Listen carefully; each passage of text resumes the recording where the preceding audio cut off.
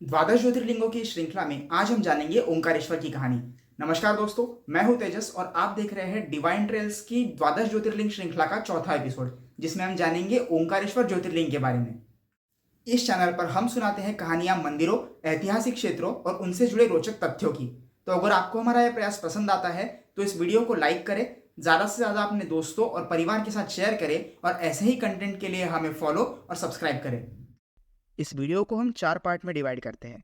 सबसे पहले हम जानेंगे कि यह मंदिर किस स्थान पर स्थित है। उसके बाद हम जानेंगे मंदिर से जुड़ी कुछ कहानियाँ, मंदिर के प्रमुख त्योहार और मंदिर में दर्शन के समय के साथ साथ इस मंदिर तक कैसे पहुंचा जाए इस बारे में।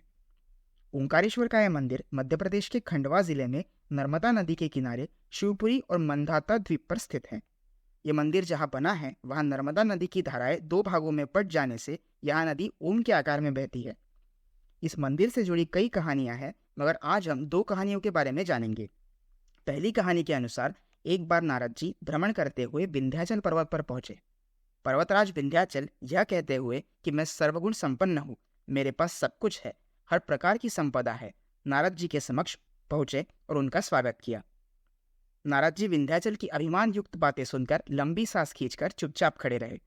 तब विंध्याचल ने नारद जी से पूछा कि आपको मेरे पास ऐसी कौन सी कमी दिखाई दी जिसके कारण आपने लंबी सांस खींची है। तब नारद जी ने कहा कि तुम्हारे पास सब कुछ है, मगर तुम सुमेरु पर्वत जितने ऊंचे नहीं हो। सुमेरु पर्वत के शिखर को देखो, उस पर्वत का एक भाग देवताओं के लोक तक जाता है, मगर तुम्हारा शिखर कभी वहां तक नहीं पहुंच पाएगा। ऐसा कहकर नारद जी वहां से चले गए। ये सुनकर विंध्याचल को बहुत दुख हुआ और उन्होंने महादेव की आराधना करने का निश्चय किया। जहाँ पर साक्षात ओंकार विद्यमान है, ऐसे ओंकारेश्वर क्षेत्र पहुंचकर उन्होंने शिवलिंग बनाया और महादेव की आराधना में लीन हो गए और लगातार प्रसन्न मन से 6 महीने तक पूजा की। इस प्रकार महादेव अति प्रसन्न हुए और वहां प्रकट हुए। उन्होंने विंध्य से कहा कि मैं तुमसे बहुत प्रसन्न हूँ, तुम कोई भी वरदान मांग सकते हो। तब विंध्याचल ने उनसे कहा कि हे प्रभु, आप मुझे ऐसी बुद्धि प्रदान करें कि मैं जिस कार्य को करना चाहूँ वो कार्य पूर्ण हो जाए, और महादेव से इस वरदान को प्राप्त कर लिया।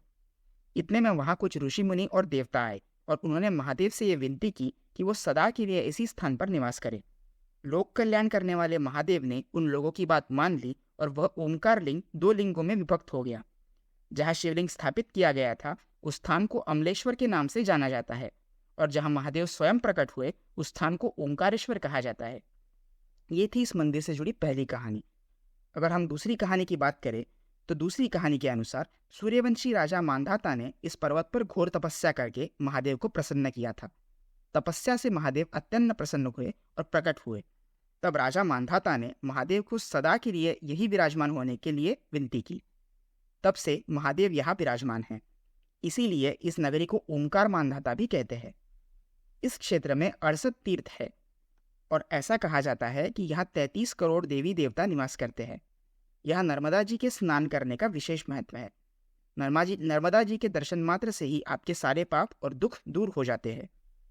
अगर मंदिर में मनाए जाने वाले प्रमुख त्योहारों की बात करें तो इस स्थान पर हर मुख्य त्योहार का आयोजन किया जाता है और अत्यंत धूमधाम के साथ ये सारे त्योहार मनाए जाते हैं। लेकिन उनमें भी प्रमुख त्योहार है कार्तिक उत्सव। यह उत्सव 10 दिन तक चलता है और इस दौरान पंचक्रोशी यात्रा का आयोजन किया जाता है। महाशिवरात्रि, यहाँ महाशिवरात्रि का पर्व अत्यंत धूमधाम के साथ मनाया जाता है। नर्मदा जयंती, ओंकारेश्वर में यह त्यौहार हर्षोल्लास के साथ मनाया जाता है। भूतनी अमावस्या, भूतनी अमावस्या वर्ष में 2 बार आती है, एक बार अश्विन माह में और दूसरी बार चैत्र माह में। इस अवसर पर भारी संख्या में भक्तगण नर्मदा नदी के स्नान के लिए आते हैं। तो चलिए अब हम जानते हैं मंदिर में दर्शन का समय। अगर मंदिर में दर्शन के समय की बात करें तो आप ये समय स्क्रीन पर देख सकते हैं। चलिए अब जानते हैं कि मंदिर में कैसे पहुंचा जा सकता है। अगर आप ओंकारेश्वर फ्लाइट से आना चाहते हैं तो इंदौर शहर में स्थित देवी अहिल्याबाई होलकर एयरपोर्ट मंदिर का सबसे नज़दीकी एयरपोर्ट है। अगर आप ओंकारेश्वर ट्रेन से आना चाहते हैं तो ओंकारेश्वर रोड रेलवे स्टेशन सबसे नज़दीकी रेलवे स्टेशन है।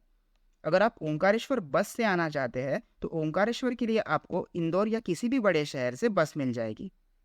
तो आपको ओंकारेश्वर मंदिर से जुड़ी ये जानकारी कैसी लगी मुझे कमेंट में ज़रूर बताएं, और ऐसी ही इन्फॉर्मेटिव वीडियोज़ के लिए मेरे चैनल को सब्सक्राइब करें और फेसबुक पर फॉलो करें।